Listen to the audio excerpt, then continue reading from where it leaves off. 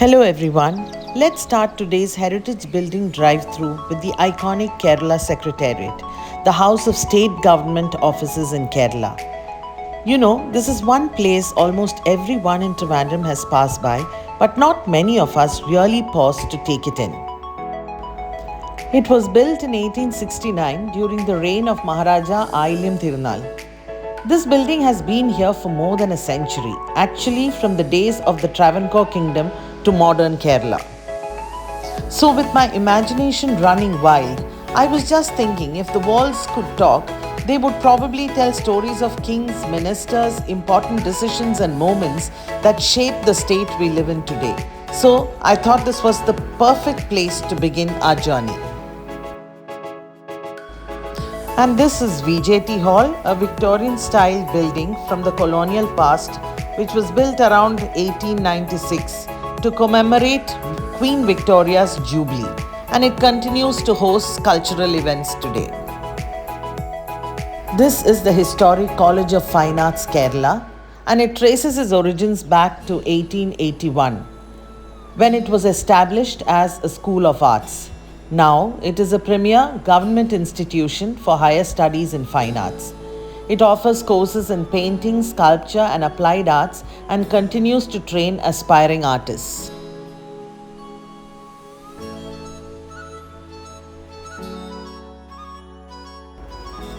We are now entering the Mascot Hotel, one of the oldest luxury hotels in the city, dating back to the early 20th century during the Travancore royal era. This was originally built to host distinguished guests of the royal family. Now open to the public, of course, it still carries the old world charm.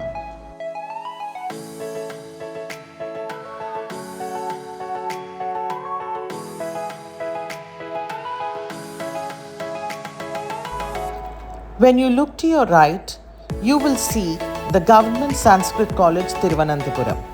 It was established in 1889 by the Travancore royal family at a time when Sanskrit was considered the foundation of knowledge and learning. And you know, in those days, this was one of the most important centers for studying Sanskrit, Vedas, and classical philosophy. What we now see is the Fort High School, one of the oldest schools established during the Travancore royal period more than a century ago. So this school was mainly for the children of officials and families living inside the fort area. As we enter through this archway, the first thing that catches our eye is this elegant old structure, the Sundara Vilasam Palace. It looks so graceful even today, doesn't it? This palace was again built by the Travancore Maharajas as a part of their royal residential complex. And this palace is especially significant because Sri Chitra Tirunal Balarama Varma, the last ruling Maharaja of Travancore, was born here. Today, the building has found a new role. This beautiful palace presently houses the Directorate of Archaeology Kerala. As we drive through this part of the city, these elegant old houses you see are known as Ammavid. At first glance, they may look like traditional Kerala homes, but they are closely connected with the social and cultural life of the royal family. This beautiful heritage property you see on your left is Villa Maya. This dates back to the 18th century and it was originally an Ammaveda, once part of the extended royal household.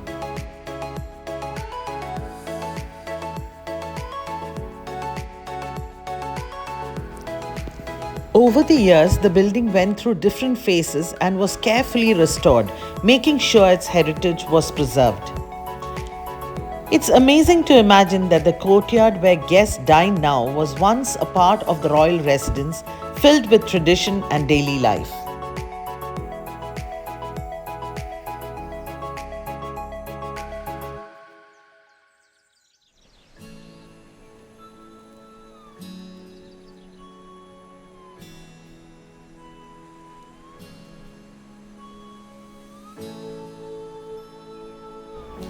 Today, Villa Maya is a luxury boutique heritage hotel and fine dining restaurant.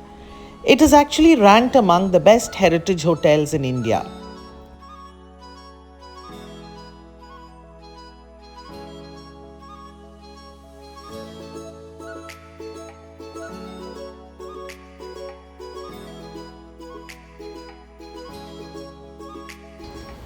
You will notice that many of these Amma videos have been beautifully restored.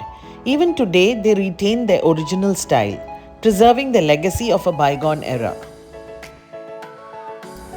Those wooden windows and sloping roofs are not just architectural features, but living reminders of Trivandrum's royal past and heritage linked to Travancore.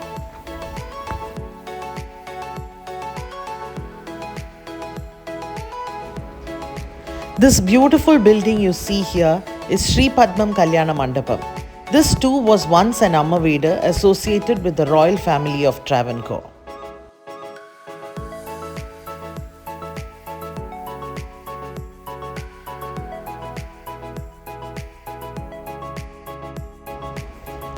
There was once a time when the ladies connected to the royal family of Travancore would stand by these very wooden windows, quietly watching the Arato procession pass by.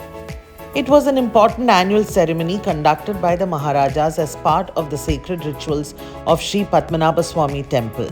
One can only imagine the grace and grandeur of those moments, with these homes offering a private view into a deeply cherished royal tradition.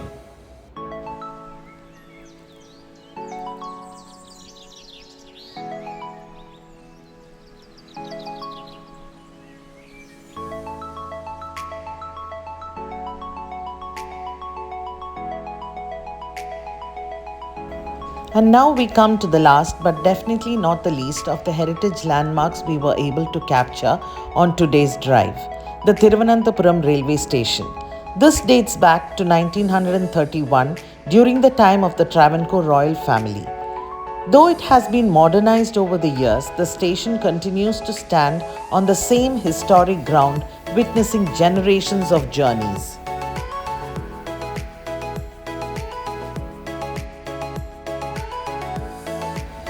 My sincere apologies if I haven't been able to capture clear visuals of some of these buildings, since these videos are shot as part of our drive through the city and we could only capture the buildings the way they are revealed to us from our car. Hence, we couldn't capture them as a perfectly framed photograph, but as something more real and alive. Thank you for watching.